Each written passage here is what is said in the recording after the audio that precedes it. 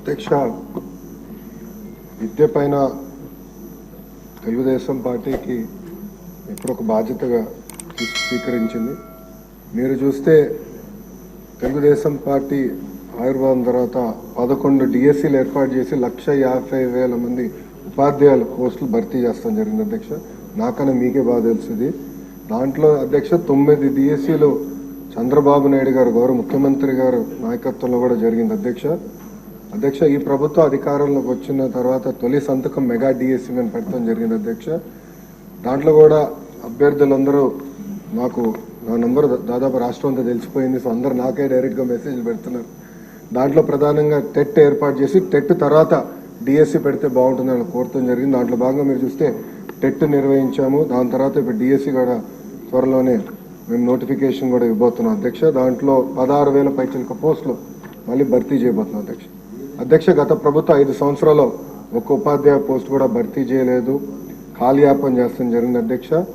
పెద్దలు అన్నట్టు ఈరోజు నిరుద్యోగ యువకులు ఆశతో మన ప్రభుత్వం వైపు చూశారు. వాళ్ళు పోరాడారు కనుకనే ఈరోజు పెద్ద ఎత్తున మనకి దాదాపు 93% సీట్లు మన ప్రభుత్వం కైవసం చేసుకుంటాం జరిగింది. ఒక బాధ్యత ఉంది. ఉద్యోగాల కల్పన అనేది ఒక లక్ష్యంగా పెట్టుకున్నాం. మన సూపర్ 6 మేనిఫెస్టోలో తొలి హామీ 5 సంవత్సరాలు 20 లక్షల ఉద్యోగాలు కల్పిస్తామని, దానికి ప్రత్యేకంగా గ్రూప్ ఆఫ్ మినిస్టర్స్ ఏర్పాటు చేసిన చైర్మన్గా కూడా గౌరవ ముఖ్యమంత్రి గారు నియమిస్తాం జరిగింది. ఒక వార్ ఫుటింగ్ బేసిస్ పైన ఉద్యోగాల కల్పన ఒక లక్ష్యంగా పెట్టుకుని మన ప్రభుత్వం ముందరికెళ్తుందండి. ఈ సభాముఖంగా ఆంధ్ర రాష్ట్ర ప్రజలు కూడా నేను తెలుపుతున్నా అధ్యక్ష. రాజుగారు చెప్పినట్లు ప్రధానంగా ఏంటంటే ఇక్కడ 2-3 విషయాలు చెప్పారు. ఒకటి, ఎంతమందికి ఇంకా అంటే వేకెన్సీస్ ఎంతమందికి ఆర్డర్స్ అనేది ఇష్యూ చేసాం అనే దానిపైన ఒక డిస్కషన్ ఉంది అధ్యక్ష. గత ప్రభుత్వం నోటిఫై చేసిన వేకెన్సీస్ 4,534 అధ్యక్ష. దాంట్లో అపాయింట్మెంట్ ఆర్డర్స్ ఇప్పటికి ఇచ్చింది 3,939, అంటే ఒక 600, సుమారుగా ఒక 600 వేకెన్సీస్ ఉన్నాయి.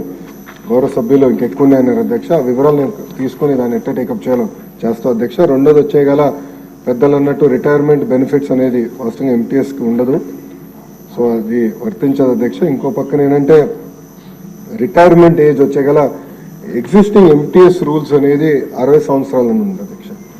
సో అది గౌరవ సభ్యులు కోరారు. అది నేను అధికారులతో చర్చించి మాకు గౌరవ ముఖ్యమంత్రి గారితో రివ్యూ మీటింగ్ అయినప్పుడు అది ఎట్లా టేకప్ చేయాలో అది కూడా డిస్కస్ చేస్తాను అధ్యక్ష.